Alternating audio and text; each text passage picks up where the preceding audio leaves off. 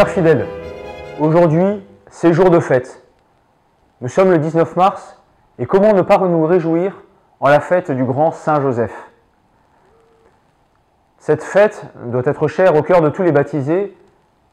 Elle l'est particulièrement au cœur de tous les diocésains de Fréjus-Toulon, puisque à Cotignac, à quelques pas d'ici, sur notre terre, Saint Joseph a daigné apparaître. Parmi ces nombreux vocables, Saint Joseph est appelé patron de la bonne mort. D'où lui vient cet honneur? Ce titre lui est d'abord dû par la façon dont il est mort. Malgré le silence de l'Évangile sur cet événement, l'absence de Saint Joseph durant la vie publique de Jésus, et particulièrement au pied de la croix, nous laisse penser que Saint Joseph est mort entouré de son épouse, la Vierge Marie, et de son enfant Jésus. C'est en tout cas ce que semble affirmer la bienheureuse Anne-Catherine Emmerich dans ses visions. Et Saint François de Sales, lui aussi, imagine cet instant et nous livre une méditation dessus.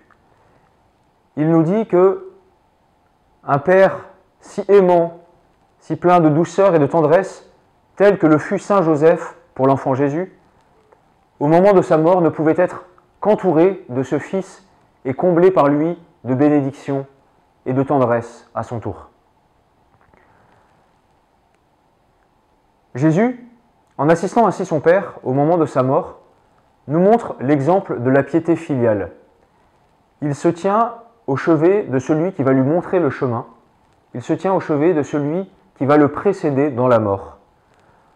En cette épreuve, Jésus se laisse encore enseigner comme il le fit petit enfant. Il témoigne également de la tendresse dont mérite d'être entourée chaque personne en cet instant décisif. L'euthanasie, dont l'étymologie signifie « bonne mort », est bien éloignée de cette réalité. Car si nos mourants se sentaient aimés comme le Christ a aimé son prochain au moment de la mort, la conception de la bonne mort serait tout autre. Elle serait heureuse, elle serait solennelle, comme l'écrit le poète Péguy. Heureux ceux qui sont morts d'une mort solennelle. Ce titre lui vient aussi de la façon dont il vécut et dont il a accueilli la vie. Que nous enseigne Saint Joseph au sujet de la vie? Bien mourir, c'est d'abord bien vivre, semble-t-il nous témoigner. Il suffit de le contempler dans Saintes Écritures pour découvrir qu'il vécut en homme juste et sans bruit.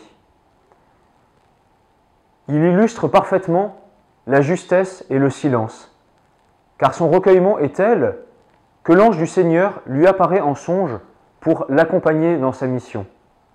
Et dès que Saint Joseph se réveille, il exécute la parole qui lui a été révélée.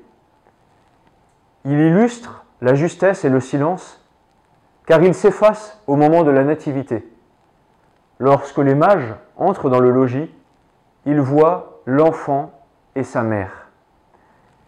Il illustre cette justesse et ce silence, car Dieu se plaît à le visiter en songe. Par 3 fois, Saint Joseph est visité. Par 3 fois, il se lève. Et sans paraître déstabilisé, alors qu'il quitte à chaque fois un refuge, il reprend sa route comme un pèlerin infatigable, mais non pas seul, avec l'enfant et sa mère.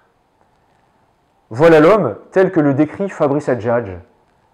C'est celui qui est capable de bâtir une arche pour son épouse et, par extension, pour l'enfant qui lui est confié. En définitive, inutile de beaucoup parler quand c'est la charité qui s'exprime pour nous, semble nous dire Saint Joseph. Et Saint François de Sales pourra conclure, un saint qui avait tant aimé en ce monde ne pouvait mourir que d'amour. Prier Dieu pour les vivants et pour les morts, ensevelir les morts, telles sont les œuvres de miséricorde que le Christ nous enseigne et qu'il a pu exercer auprès de Saint Joseph, au point qu'on puisse dire de lui qu'il est le patron de la bonne mort. Peu de temps avant de vous adresser ces mots, un père de famille m'a appelé en me confiant qu'il partait visiter son père agonisant et qu'il partait l'accompagner dans ses derniers instants. Chers fidèles, je vous invite à réciter aujourd'hui, pour cette famille, pour nous et pour tous ceux qui n'auront peut-être pas la chance de vivre une bonne mort, je vous invite à réciter la prière spécialement adressée à Saint Joseph pour cet instant et dont je dirai le premier verset. Grand Saint Joseph, qui êtes le modèle, le patron et le consolateur des mourants, je vous demande aujourd'hui votre protection pour le dernier instant de ma vie. Amen.